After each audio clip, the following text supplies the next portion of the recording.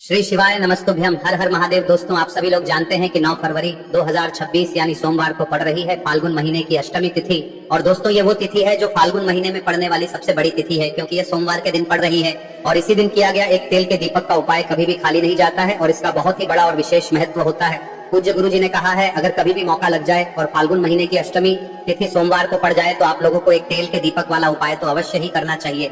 और इन दोनों का संयोग बहुत ही कम आता है। और दोस्तों, पूज्य गुरु जी ने अपनी शिव महापुराण की कथा में बताया है, इस दिन आपको एक दीपक वाला उपाय तो अवश्य ही करना चाहिए, क्योंकि ऐसा दिन पूरे साल में सिर्फ एक ही बार आता है। और दोस्तों, आप सभी लोग जानते हो कि सोमवार का अगर सबसे बड़ा कोई उपाय है तो वो एक तेल के दीपक वाला उपाय है। तो दोस्तों, इस सोमवार के दिन आप लोगों को इस एक दीपक वाले उपाय को जरूर करना है। बहुत सारे लोग होंगे जिन लोगों ने इस उपाय को न किया हो, मतलब पूरा साल निकल गया और उन्होंने किसी भी दिन इस एक दीपक वाले उपाय को न किया हो। पर दोस्तों, आपके पास एक आखिरी मौका बचा हुआ है, जो कि इस दिन आप लोगों को इस वाले उपाय को जरूर कर लेना है। भले ही आपने पूरे साल भर इस उपाय को ना किया हो, पर अगर आपने इस फाल्गुन महीने में पड़ने वाली अष्टमी के दिन अगर इस वाले उपाय को कर लिया तो आपको इस उपाय को करने का वो फल मिलेगा जिसकी आपने कभी कल्पना भी नहीं करी होगी।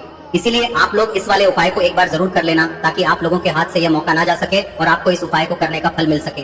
दोस्तों, यह उपाय पंडित जी ने अपनी अभी की ही शिव महापुराण की कथा में बताया है, जिस उपाय को आज हम आपको बहुत अच्छे से समझाने वाले हैं। इस वीडियो को देखने के बाद इस उपाय को समझने के लिए आपको कोई और वीडियो को देखने की जरूरत नहीं पड़ेगी। तो चलिए दोस्तों, उपाय को शुरू करते हैं। देखिए, यह इस फाल्गुन महीने के सोमवार के दिन ये इतना खास होता है, इतना महत्वपूर्ण होता है। देखा गया है कभी कभी बड़े बड़े पूजा पाठ अनुष्ठान से जो मनोकामना पूर्ण नहीं होते, वो इस फाल्गुन महीने के अष्टमी के दिन एक छोटे से उपाय करने से ही आपकी मनोकामना पूर्ण हो जाती है। और बहुत सारे लोगों ने इस उपाय को किया भी है और उनको इस उपाय को करने का फल भी जरूर मिला है। अगर आप लोग भी इस उपाय को सोमवार अष्टमी के दिन करना चाहते हैं तो आप इस उपाय को पहले अच्छे से समझ लेना, सुन लेना, उसके बाद करना। आपको इस उपाय का फल जरूर मिलेगा।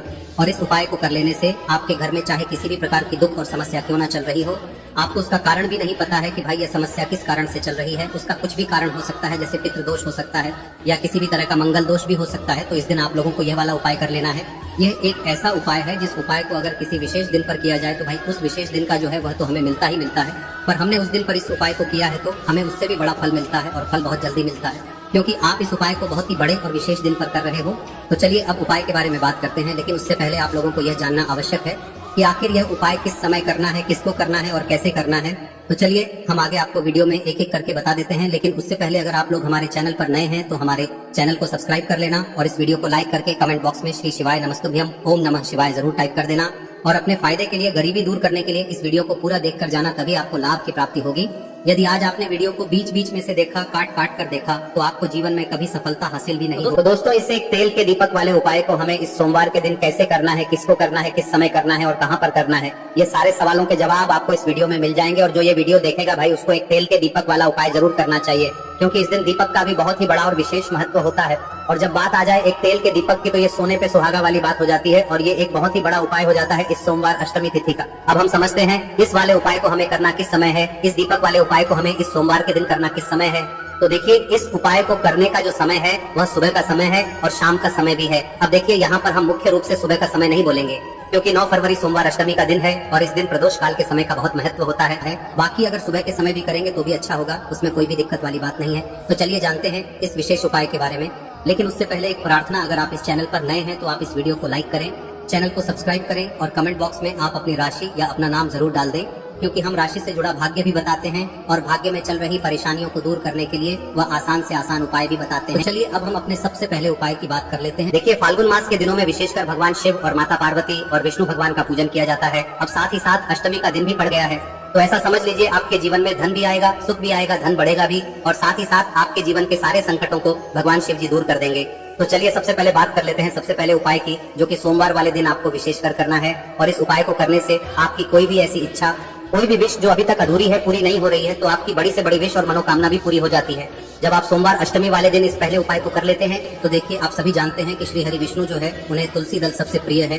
बिना तुलसी माता के श्री हरि विष्णु अधूरे हैं और बिना तुलसी पत्तों के श्री हरि विष्णु का भोग अधूरा है। अब श्री हरि विष्णु को प्रसन्न करके आप अपनी किसी भी मनोकामना को पूरा कर सकते हैं, क्योंकि श्री हरि विष्णु प्रसन्न हो गए तो आपकी कोई भी विश और इच्छा, मनोकामना अधूरी नहीं रहेंगी। तो आपको तुलसी के 5 पत्ते लेने हैं। अब ये 5 तुलसी के पत्ते जो आपने लिए हैं, ये 5 तुलसी के पत्ते आपको श्री हरि विष्णु को अर्पित करने हैं। अपने घर के मंदिर में ही ठीक है, ऐसा आपको करना है। आपके घर में श्री हरि विष्णु की कोई मूर्ति है, प्रतिमा है, वहाँ पर यह 5 तुलसी के पत्ते आप रखें और साथ ही साथ एक देसी घी का दीपक गोल बाती का आपको लगाना है। और ओम नमो भगवते वासुदेवाय नमः इस मंत्र का आपको 11 बार जप करना है। देखो मंत्र कौन सा है, ओम नमो भगवते वासुदेवाय नमः, और फिर श्री हरि विष्णु से अपनी विश, अपनी इच्छा, अपनी मनोकामना कह देना, और फिर देखना आपकी विश और इच्छा, जो भी आपकी मनोकामना है, जो भी अपने जीवन में आपको चाहिए। अगर निर्धनता बहुत है, आप अपने घर से गरीबी को दूर करना चाहते हैं, या फिर धन आपका बढ़ता नहीं है, आप चाहते हैं कि आपका धन बढ़े, या फिर आपके घर में फिजूल खर्ची बहुत होती है, पैसा आपके पास नहीं रुकता है, आप चाहते हैं कि पैसा आपके पास रुके, या फिर घर में कोई व्यक्ति ऐसा है जो बहुत बीमार रहता है, या फिर किसी का विवाह नहीं हो पा रहा है, तो जो भी आपकी इच्छा है, जो भी आपके विश है, बस एक बार श्री हरि विष्णु से कह दिन है। साथ ही 7 साल का सबसे बड़ा दिन है। यह दिन इतना उत्तम है कि जो आप श्री हरि विष्णु से मांग लेंगे, जो उनसे कह देंगे, वह आपकी विश, आपकी मनोकामना को बहुत जल्दी पूरा कर देंगे। तो यह पहला उपाय है। चलिए बात करते हैं दूसरे उपाय की। देखो, यदि आपके जीवन में आर्थिक संकट बहुत अधिक हो रहे हैं, धन की समस्या लगातार जीवन में बनी हुई है, एक एक रुपयों को प्राप्त करने के लिए आपको बहुत अधिक मेहनत कर रहे हैं, तो आज रात्रि में सोने से पहले आपको हो यह चमत्कारी दीपक का उपाय अवश्य करना है। या फिर यदि आपका जो व्यापार है, बिजनेस है, दुकान है, वह अच्छे से नहीं चल पा रही है, तो आज रात्रि में इस विशेष दीपक का उपाय आपको अवश्य करना चाहिए। देखो दोस्तों, दीपक हमारे घर में सभी नकारात्मक शक्ति को बाहर करता है। यह उपाय आपको साल में केवल एक बार करने का ही मौका मिलता है। देखिए, इस उपाय के लिए आपको तुलसी जी की जो सूखी लकड़ी होती है उसे ले लेना है। देखिए दोस्तों, यदि आपके पास पुरानी तुलसी जी की लकड़ी है तो उसे आप ले सकते हैं, और यदि आपके घर में तुलसी जी जो लकड़ी है वह सूखी हुई है तो उसकी लकड़ी आप तोड़ के इस्तेमाल कर सकते हैं। लेकिन आपको ध्यान रखना है कि सूर्यास्त से पहले ही आपको ये जो तुलसी जी की लकड़ी है इसे अवश्य ही तोड़ लेना है। तो इस उपाय के लिए आपको सबसे पहले तो एक मिट्टी का दीपक लेना होगा, चाहे तो आटे का दीपक भी ले सके, क्योंकि आटे का दीपक सभी दीपक में सर्वोत्तम माना गया है। इस दीपक के अंदर आपको शुद्ध घी का प्रयोग करना होगा, और इससे दीपक के अंदर आपने जो तुलसी जी की लकड़ी ली है उसे भी रख देना है। लेकिन ये जो तुलसी जी की लकड़ी है, इसमें आपको चारों तरफ अच्छे से घी लगा लेना है। देखिए, गुरु जी ने बताया है कि जो तुलसी जी की लकड़ी है, यदि आप उपाय करते हैं और बहुत ही शीघ्रता से जल जाती है, तो इसके लिए आपको एक कार्य करना है।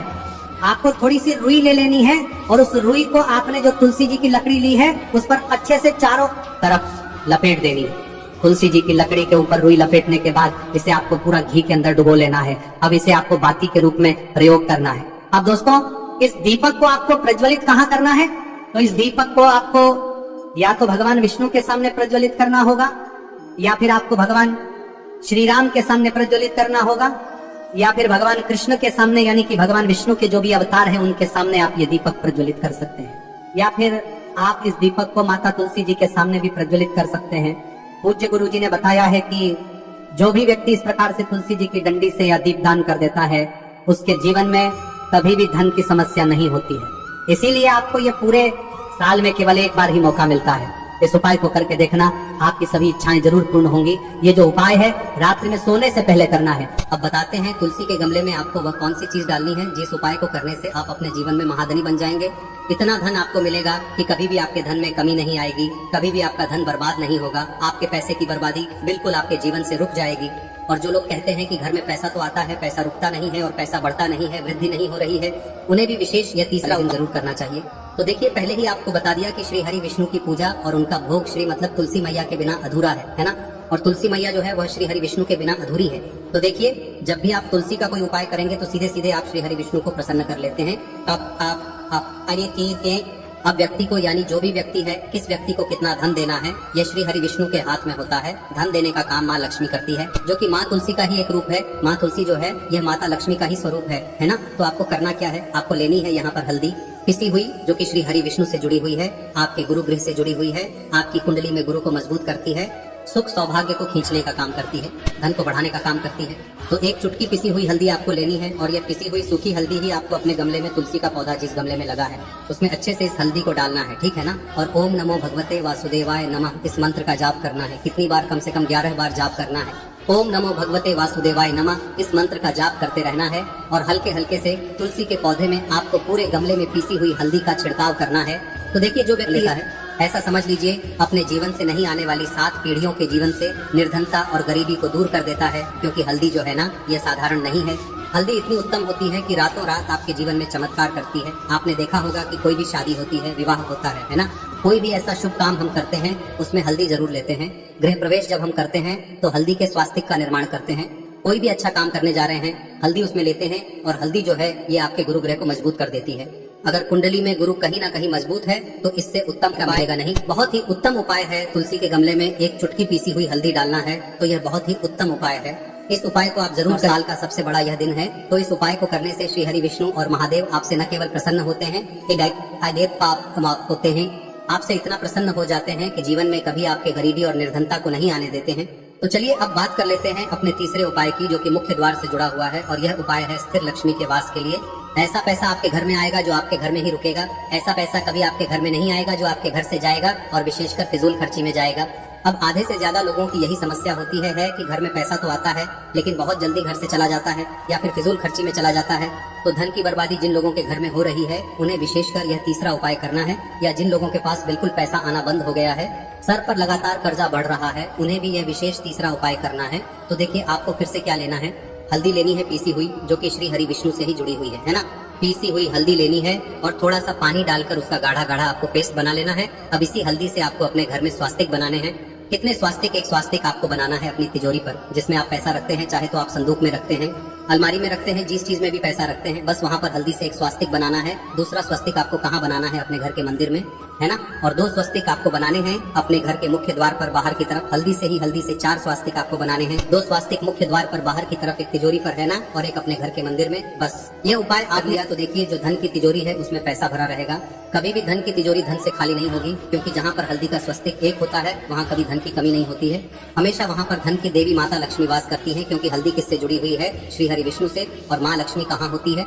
जहाँ श्री हरि विष्णु वास करते हैं। अब बात करें कि आपके घर का मंदिर जो है उसमें अगर आप एक स्वास्तिक बनाते हैं तो आपके घर से ऊर्जा जो है पूरे में ऊर्जा फैलती है ना। तो आपके घर में पॉजिटिव एनर्जी बढ़ती है, सकारात्मक ऊर्जा बढ़ाती है। जब आप अपने घर के मंदिर में हल्दी का स्वस्तिक बनाते हैं, आपके घर से बुरी शक्तियां, नेगेटिव एनर्जी जैसी चीजें बिल्कुल आपके घर में नहीं रुकती है। मुख्य द्वार तो इतना उत्तम होता है कि मुख्य द्वार से ही माँ लक्ष्मी की नजर सबसे पहले आपके मुख्य द्वार पर ही पड़ती है, और मुख्य द्वार पर अगर आपने हल्दी के स्वस्तिक बना दिए तो माँ लक्ष्मी देखते ही प्रसन्न हो जाती है, क्योंकि यह श्री हरि विष्णु से जुड़ी हुई है ना। और हल्दी के स्वास्तिक जहाँ पर जो व्यक्ति अपने घर के मुख्य द्वार पर बनाते हैं, ऐसा समझ लीजिए माँ लक्ष्मी उनके घर में वास करती ही करती है, और कभी भी ऐसे घर को फिर छोड़कर नहीं जाती है। स्थिर लक्ष्मी का वास आपके घर में होगा। यह हल्दी के स्वास्तिक बहुत ही उत्तम है।